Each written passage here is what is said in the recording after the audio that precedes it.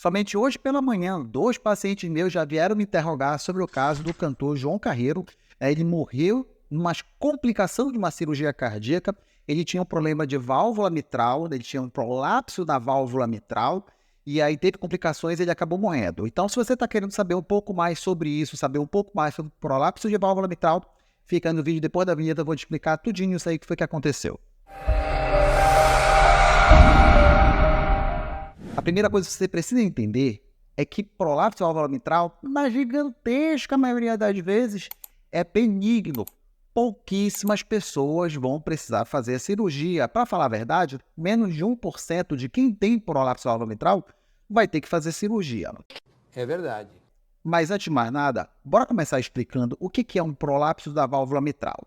Vou deixar aí na tela para você ver um coração. Nós temos na parte de cima do coração o átrio esquerdo. É nesse átrio que chega o sangue que vem do pulmão oxigenado. Ele passa por essa válvula aí, que é a válvula mitral, e chega do ventrículo. Quando o ventrículo ele contrai, ele joga o sangue para o resto do corpo. Ora, o prolapso da válvula mitral, o que é? Nós temos aqui a válvula. De vez ela ficar certinha, ela sobe. Ela invade o átrio esquerdo. Isso é o prolapso da válvula mitral. Na maioria das vezes, não tem problema nenhum, só aparece lá no laudo do ecocardiograma, prolapso da válvula mitral e segue a vida.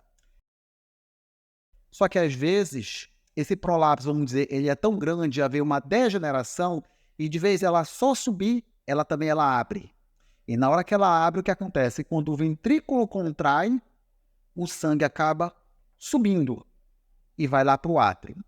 E com isso, acaba tendo todas as consequências. Vamos lá, primeira, não vai todo o sangue para o corpo, porque uma parte volta.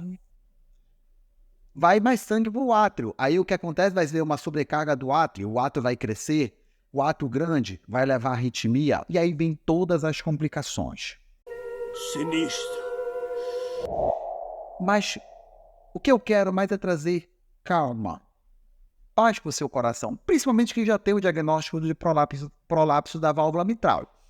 Por quê? Veja só, primeiro que é uma doença que não é tão comum assim, mas 2 a 4% da população aí tem. O último estudo que eu vi, na verdade, para ser exato, tem 2,4% da população tem prolapso da válvula mitral, e na gigantesca maioria das vezes o acompanhamento é clínico.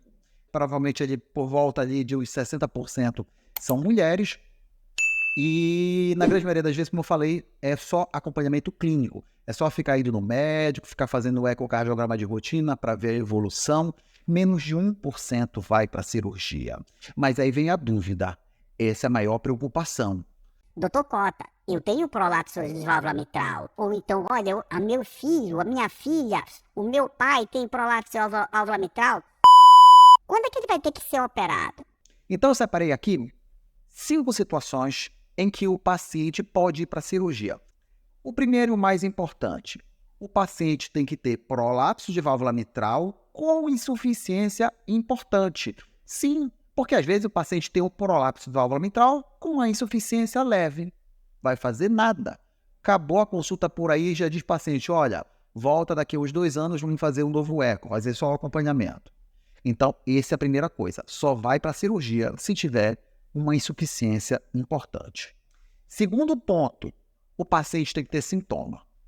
Não adianta, o paciente tem um prolapso de válvula mitral, mas ele não tem sintoma, ele não tem nenhuma alteração no coração, o coração dele está normal, somente a prolapso, não vai para a cirurgia. É claro. A gente fica observando para saber o momento certo de ir para a cirurgia. Porque, veja, é perigoso ir para a cirurgia? Não sei. Nós vemos aí o caso do cantor que morreu. Mas também é perigoso não ir para a cirurgia. O médico tem que saber o timing correto para ir para a cirurgia. E com certeza um dos dados mais importantes é o sintoma. Mas lembra que eu falei que a válvula ela não segura o sangue e o sangue volta para o átrio? O que pode acontecer nesse caso? Aumento da sobrecarga do átrio. O átrio fica grande. E quando o átrio fica grande, ele altera a sua forma e pode levar um tipo de arritmia chamada de fibrilação atrial. E essa fibrilação atrial pode, inclusive, levar ao derrame. Forma um coágulo de sangue no coração, levar ao derrame. E também vai levar ao quadro de insuficiência cardíaca. O paciente vai ficar mais cansado ainda. Terceira situação que é importante. diminuição da fração de ejeção. O que é isso? Ora, quando chega o sangue no coração, e o coração ele contrai, pelo menos, no mínimo, 50% do sangue tem que sair do coração. No caso, quem tem insuficiência da válvula mitral tem que sair pelo menos 60%. Só que acontece, como o sangue está voltando, o sangue não está indo para o corpo, há uma diminuição dessa fração de ejeção. E aí, com isso, o paciente vai cansar. Então, terceira causa que pode levar a uma cirurgia também é a diminuição da fração de ejeção. Outra situação que pode fazer o paciente ter que ir para a cirurgia é porque o coração cresce. Ora, lembre que quando o ventrículo, a parte de baixo do coração, ele tem que contrair, ele tem que jogar sangue para o corpo, uma parte do sangue ele é roubado para o átrio, ele volta.